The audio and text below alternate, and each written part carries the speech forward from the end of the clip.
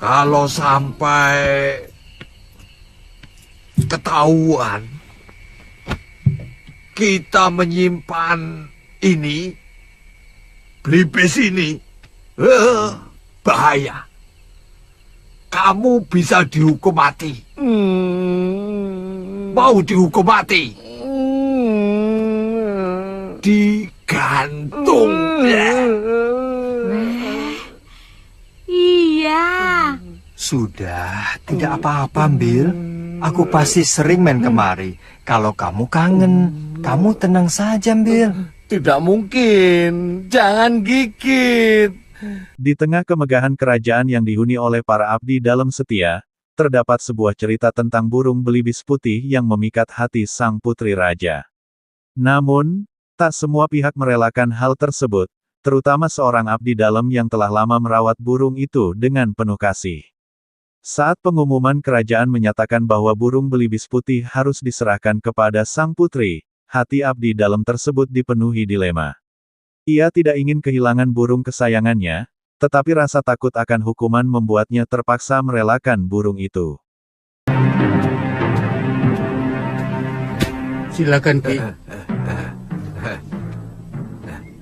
Ayo, Bil.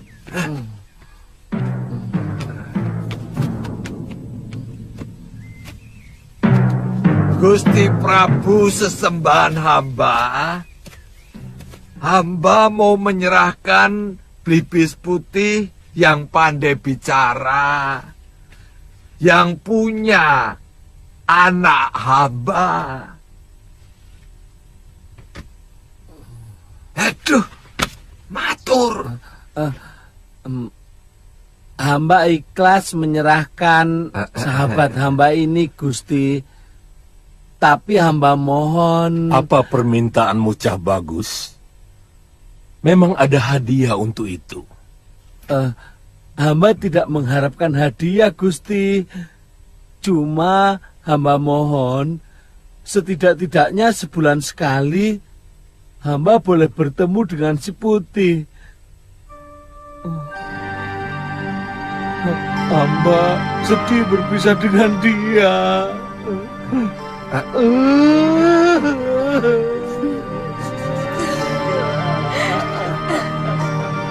Dengan berat hati, sang abdi dalam, ditemani ayahnya, membawa Belibis putih ke hadapan putri raja. Walaupun gugup dan penuh rasa sedih, ia berusaha menyerahkan burung itu dengan tenang. Di lubuk hatinya, ia hanya memiliki satu permintaan sederhana, agar diizinkan bertemu dengan Belibis putih itu sekali dalam sebulan. Namun, permintaannya tidak mendapat tanggapan. Dengan wajah dingin, sang putri maju dan mengambil burung tersebut dari tangan abdi dalam.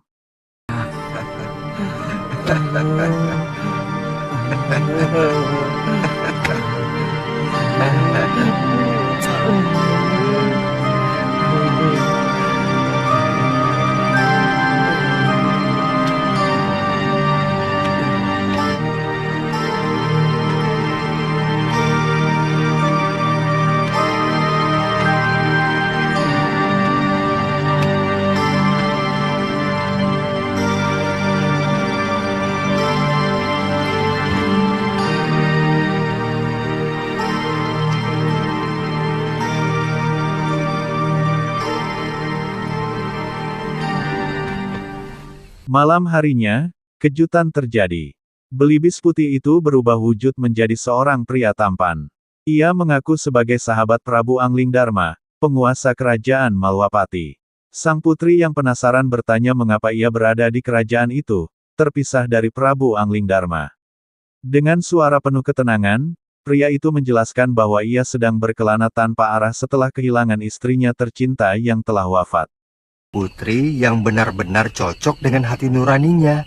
Sayang Gusti Prabu belum melihat Tuan Putri. Cekan oleh Kakang Empuh. Saya yakin, suatu saat guru pasti akan menyadari kekeliruannya. Saya sudah tidak tahan geramnya. Apalagi semenjak Saroya hamil. Saya menjadi sampah yang tidak ada harganya sama sekali. Di tempat lain, di Padepokan Sugaluh, seorang wanita mencurahkan isi hatinya kepada mantan muridnya. Ia merasa tersisihkan sejak Nila Saroya, seorang wanita yang kini hamil anak dari Sang Empu, masuk dalam kehidupannya. Kasih sayang Sang Empu kini sepenuhnya teralihkan kepada Nila Saroya, meninggalkan luka mendalam di hati wanita itu. Sang murid hanya dapat memberikan nasihat bijak, meskipun ia memahami betapa perihnya rasa di madu.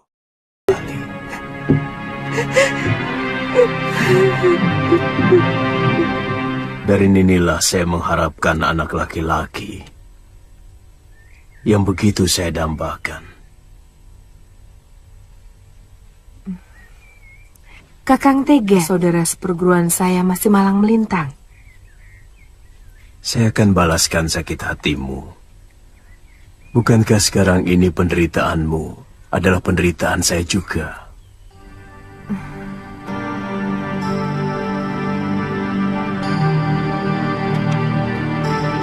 Saya hanya menginginkan masa depan yang lebih jelas. Karena hanya kakanglah orang yang saya cintai dan saya dambakan.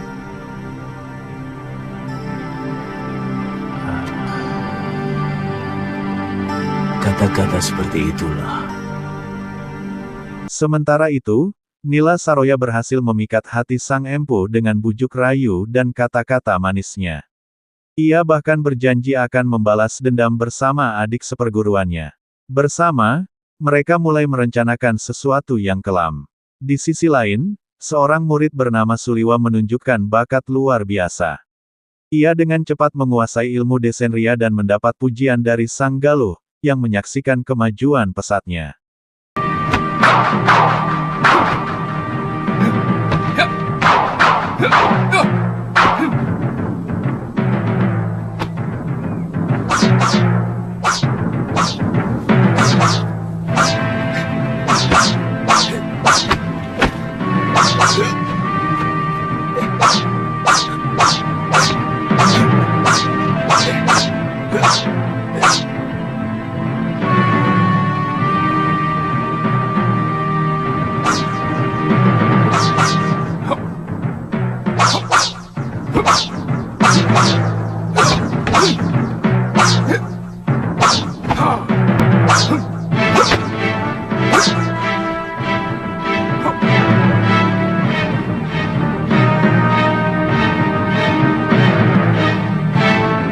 Suliwa ternyata telah mampu melakukan ilmu Desenria.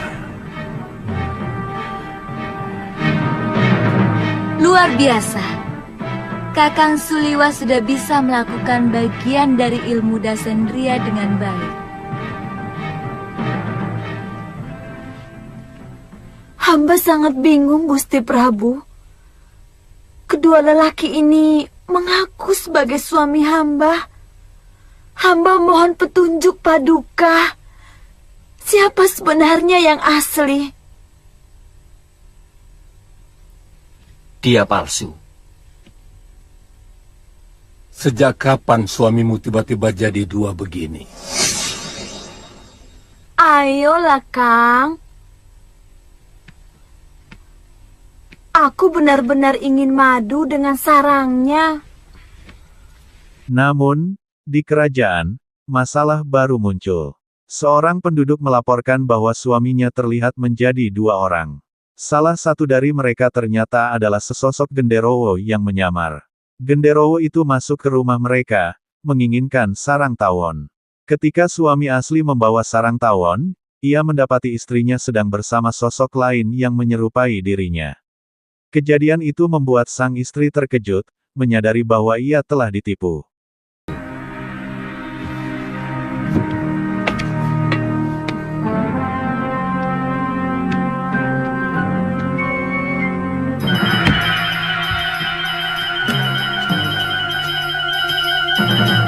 Wong ngidam kok yang kanannya saja, minta sarang tawon.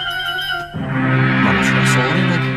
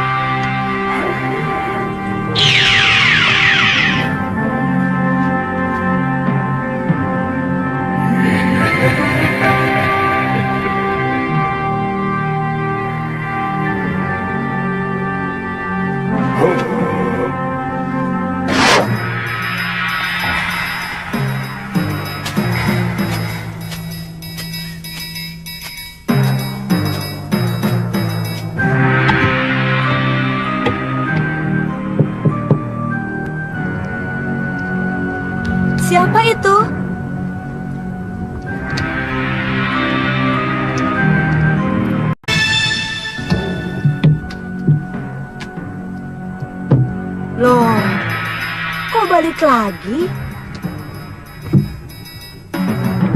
Ada yang ketinggalan?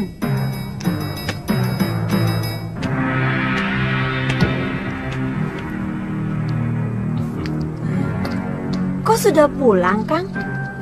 Dapat madunya? Ini sarang tawon kan hal yang sepele.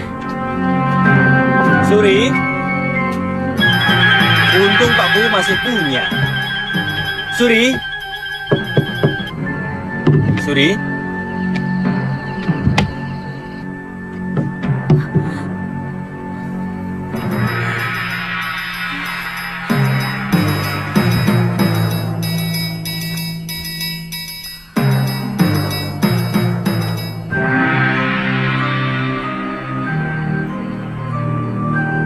Kamu kenapa, Suri?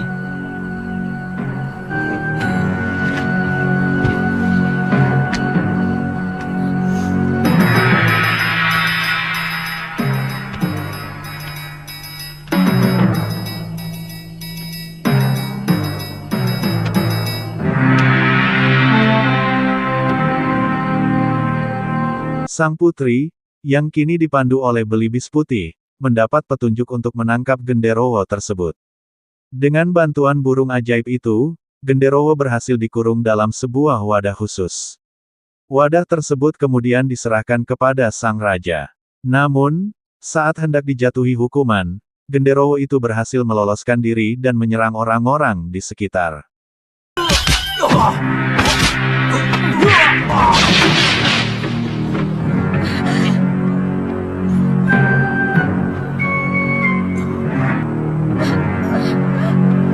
Berilah kearifan paduka kepada kami. Hamba yakin hanyalah kebenaran yang akan kami terima.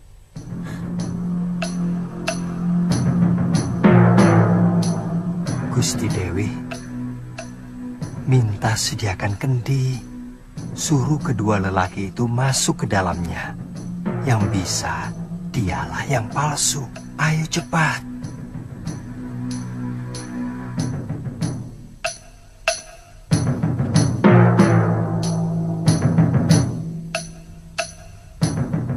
Pintar kamu.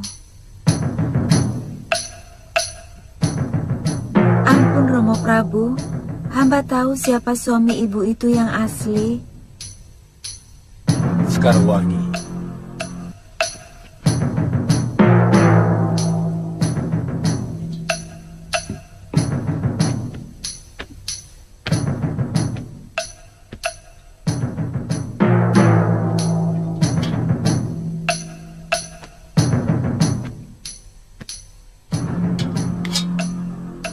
Siapa di antara kalian yang bisa masuk ke dalam kendi ini?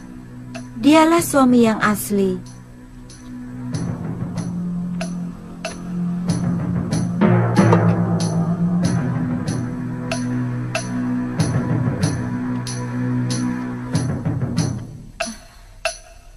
Ayo, mulai kamu.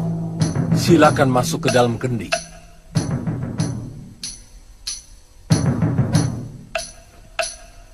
Hamba tidak sanggup, Gusti. Tapi sungguh, hamba suami Suri. Hamba menikahinya 6 bulan yang lalu, Gusti. Hamba sanggup, Gusti.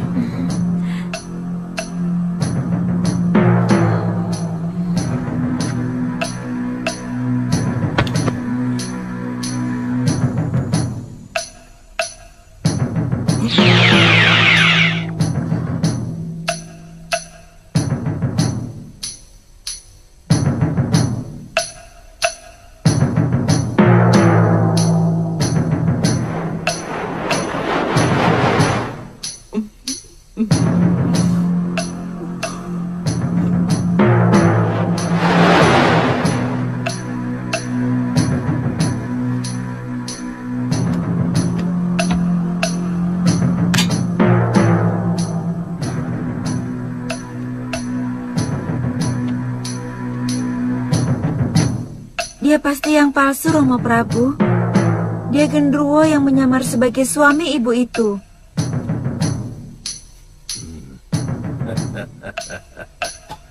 Kamu cerdas sekali, anakku. Hebat. Bukan saya, Romo Prabu, tapi si Putih yang membisiki saya. Oh.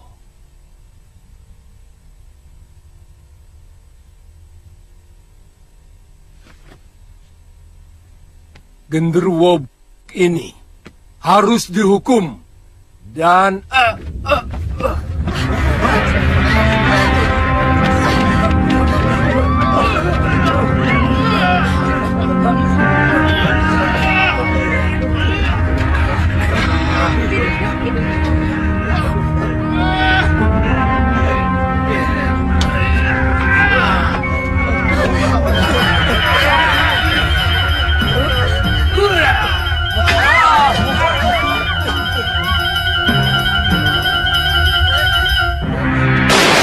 Dalam keadaan genting, Prabu Angling Dharma muncul.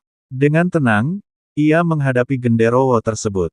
Pertarungan sengit terjadi, tetapi Prabu Angling Dharma menunjukkan kehebatannya. Genderowo akhirnya tewas di tangannya, dan ketenangan kembali ke kerajaan. Sebelum pergi, Prabu Angling Dharma memberitahu sang putri bahwa ancaman telah berakhir, dan Belibis Putih kembali membawa kedamaian bagi semua. Cerita ini pun menjadi legenda yang dikenang oleh rakyat kerajaan, sebagai kisah tentang cinta, kesetiaan, dan perjuangan melawan kegelapan.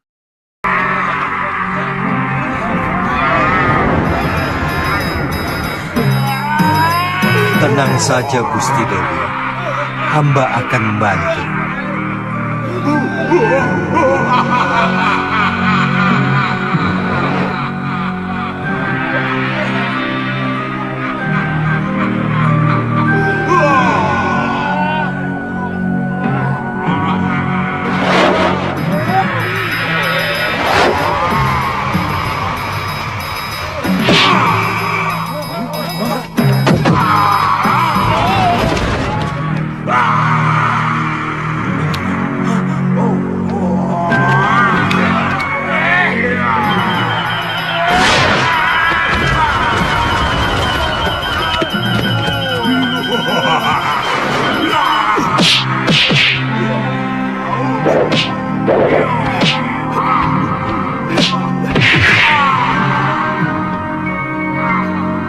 Suri, bangun Suri. Suri. Suri.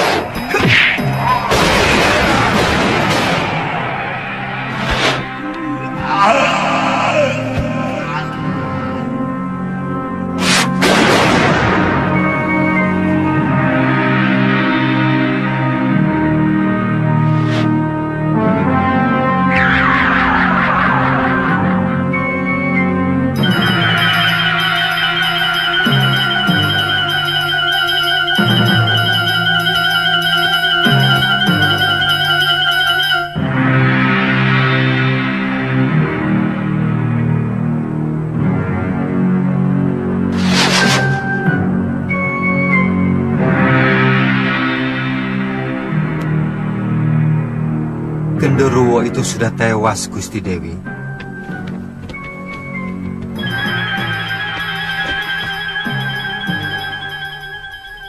Genderuwo yang menyaruh itu sudah mati.